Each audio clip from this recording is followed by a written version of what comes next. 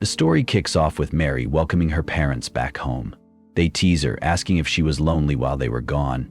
Mary proudly says no because her friend Rose kept her company. Then, the parents dropped a bomb. They introduce her new sibling, the kid they'll probably love more from now on. Mary is thrilled to have a baby brother, Cheyenne. Cheyenne eventually wakes up, drooling like a champ, to meet his sister. Mary plants a kiss on his cheek, and the baby immediately looks like he's reconsidering his entire life. Fast forward a few years, and Mary is celebrating yet another victory over her brother in some physical game. Cheyenne, however, would rather be playing Call of Duty because, let's face it, he's not catching up to Mary's energy anytime soon. When their father Gawain comes home, Mary's excitement levels go through the roof. Cheyenne, meanwhile, is still amazed by how his sister never runs out of steam. Gawain pretends to enjoy Mary's hyperactiveness, while she brags about everyone calling her bright as the sun, thanks to her golden hair. Gawain is proud of his golden child, but Cheyenne sarcastically quips that Mary is also the most dependable, stealing her thunder for a second. Mary loves the praise but knows Cheyenne is the real MVP. He's the one helping their mom, not wetting the bed anymore, unlike her, and sometimes acting like a full-blown adult.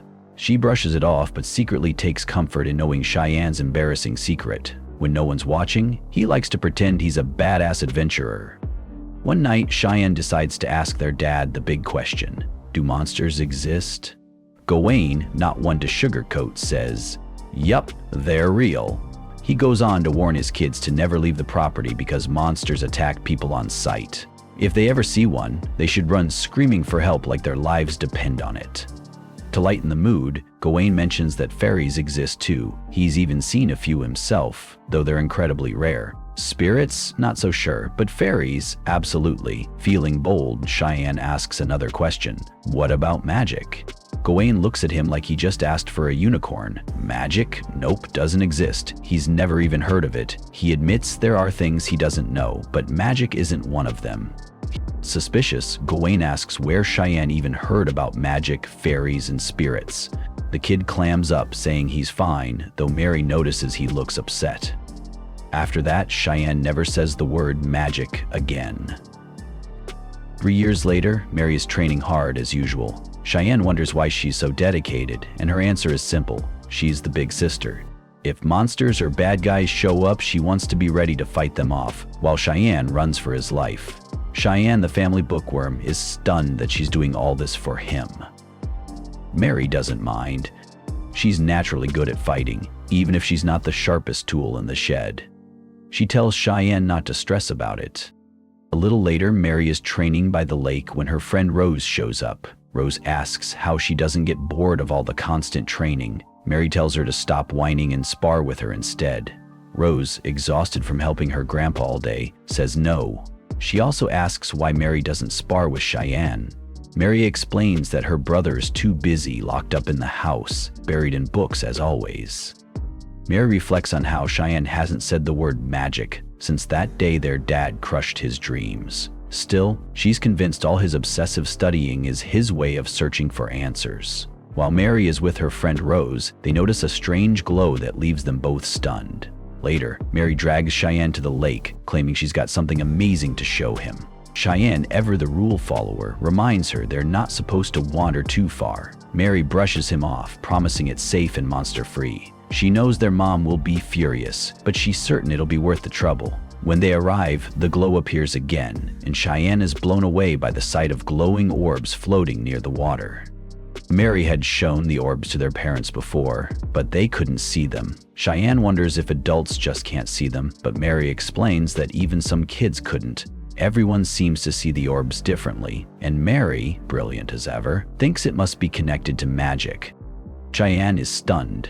She remembers the word, but Mary smugly reminds him she never forgets anything about her little brother. Cheyenne gets emotional, thanking her for showing him the orbs. Mary jokes that the lights must have cured his depression, and they enjoy the moment together. The next morning, their parents are baffled by how quickly the kids inhale their breakfast before dashing off to the lake again.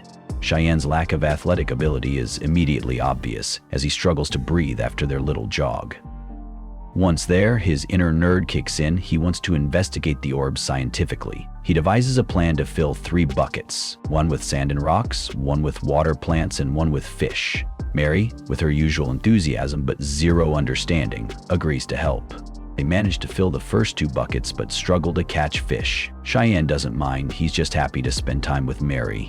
Mary, in her usual big sister fashion, says it's normal for siblings to be this close. Deep down though, she's just as excited as he is. She really wants to know if magic exists. Eventually they catch a fish, but Cheyenne is disappointed to find it's just a common male trout. Isabel says that the trout may be magical at first.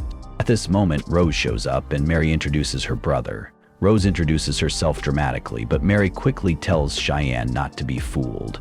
Rose isn't as fancy as she pretends to be.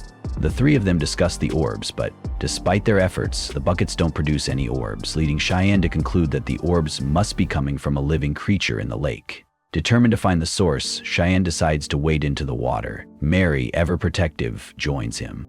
Cheyenne touches one of the orbs, finding it warm and harmless. The water is too murky to see much, but he's certain the orbs are coming from something alive that moves around. Later, Cheyenne thanks Mary for helping him.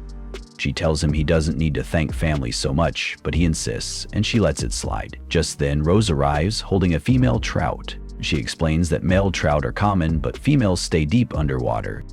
They put the female trout in the bucket with the male, and suddenly, orbs start appearing. Cheyenne realizes the orbs are part of a mating ritual. Rose explains that it's like the fish are getting married to start a family. Mary, being Mary, thinks it's just like how she and Cheyenne are family. Cheyenne quickly corrects her, putting an end to that weird comparison. The next day, Mary casually mentions getting scolded by their mom for saying she wanted to marry Cheyenne. She admits she's scared they won't always be together, but Cheyenne reassures her they will. He promises to do whatever it takes, and Mary gets teary-eyed. Then, something wild happens. Cheyenne starts glowing. He realizes it might be magical energy and figures the orbs must have imprinted something inside him.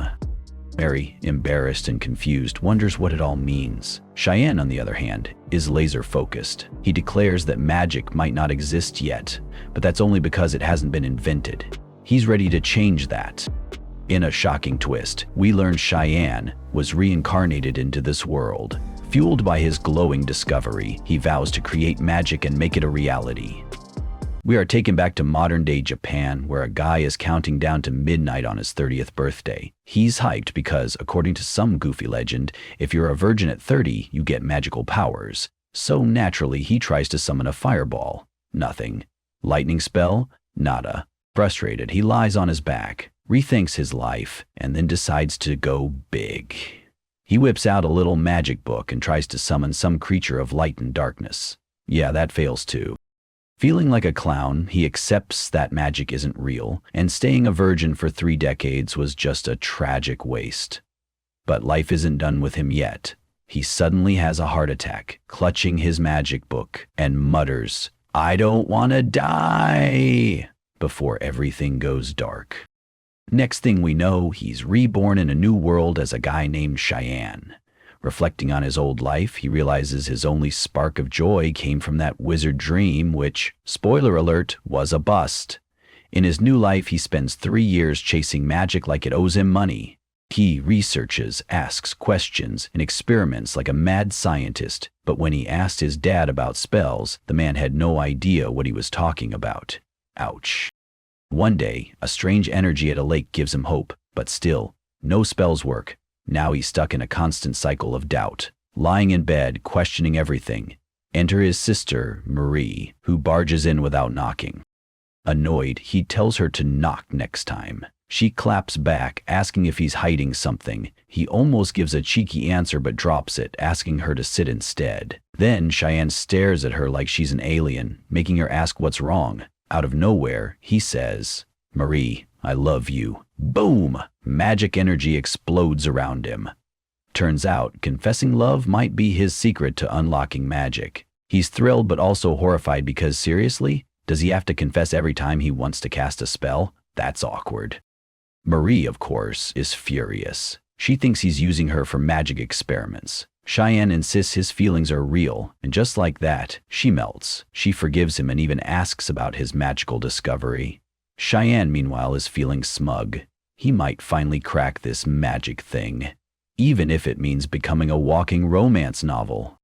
Cheyenne tells Marie he thinks magic flows out of him when he taps into strong emotions. But it's not just about saying I love you. Marie gets all flustered, asking if he's about to confess his love again, even saying she needs to brace herself. But he clears it up, disappointing her with his serious tone.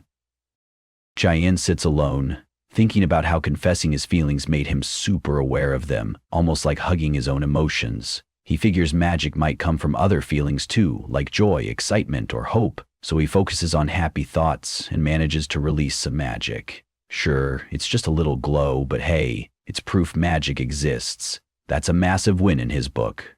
Cheyenne starts feeling like a scientist, comparing magic to electric eels. Just like eels have special organs to zap stuff, humans here might have a magic organ that helps them create and control magical energy. Feeling pretty smart, he names this phenomenon the magically charged state. Marie is thrilled to see her brother this excited, probably for the first time ever.